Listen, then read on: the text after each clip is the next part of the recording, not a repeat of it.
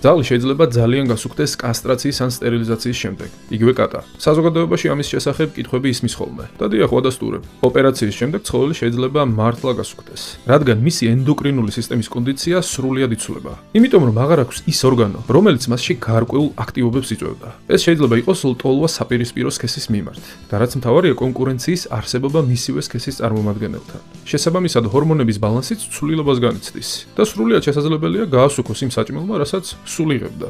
ამ დროს გამოსავალი არის მარტივი. ან საკვების კალორაჟს ამცირებთ, ან სპეციალურ საკვებს ყიდულობთ კასტრირებული ან გასტერილებული ძაღლისათვის და კატისათვის. ანუ სრულიად თქვენზეა დამოკიდებული შინაური ცხოველი გაგისუქდებათ თუ არა. იცით რა დროს უშვებთ ყველაზე დიდ შეცდომას? როცა მის მდგომარეობას ადამიანურ პრიზმაში ატარებთ, გეცოდებათ და ყოველთვის აძლევთ იმას, რაც სურს. მესმის რომ კეთილი გული გაქვთ, მაგრამ ასე მის ჯანმრთელობას უქმნით საფრთხეს.